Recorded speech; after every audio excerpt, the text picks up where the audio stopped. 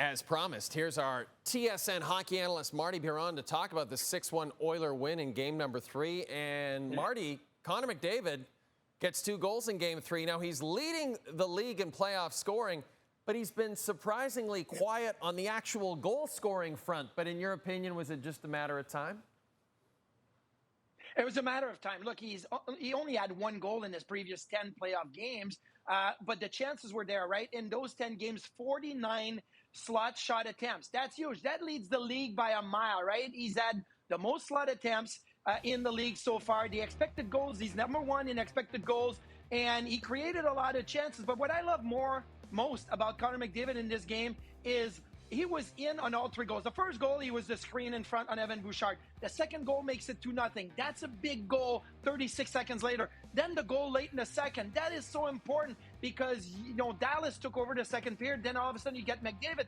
But not only does he score late in the second, he scored from distance and he beat the goalie Ottinger clean. We don't see McDavid get those type of goals often. Usually it's speed, it's stick handling, it's right close to the goaltender. He was able to beat him from distance, and I think that is a big difference from where we've seen McDavid getting chances and not being able to convert those chances. Now he was getting chances. He put 2 in the net. He went to the front of the net, but he also had 1 from distance, which is going to give the Oilers so much more confidence moving forward, and it's going to put Dallas in a bad position, saying, man, at least we were able to keep McDavid away from scoring goals. Now he's gotten himself going.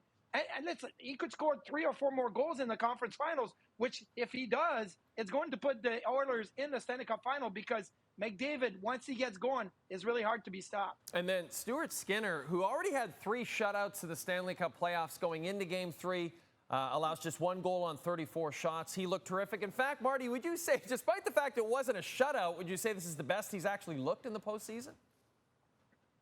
I think this is the best and the most significant game that he's played these postseason. Look, you look at the scoring chances, right? It's 0-0. It's in the first period. Then Colin Blackwell gets a great chance backdoor, and he makes that save. Like, that is such a big save. Look at how far he has to overcome in the crease, gets the arm out, makes the save, keeps the game at 0-0. And in the second period, it was the Dallas Stars show. Well, not really. It was the Stuart Skinner show. He had 8 high-danger chances, or actually grade A chances in this game because there was way more high-danger chances. But I'm just going to look at grade A's. 8 of them, the expected goals in the second periods were Dallas supposedly were supposed to score 3. He gave up 1. Overall in the game, the expected goals for Dallas were 4. He gives up 1. He made 21 saves just in the second period. He didn't have to make more than 24 saves in any of the playoff games that he's played. So you look at that second period, the way that it was, it's 2-1. He makes a huge save on Wyatt Johnston. It allows McDavid to get the 3rd goal. I felt like this was his best, most impactful game so far in the playoffs, and especially in the second period. It was all Stuart Skinner.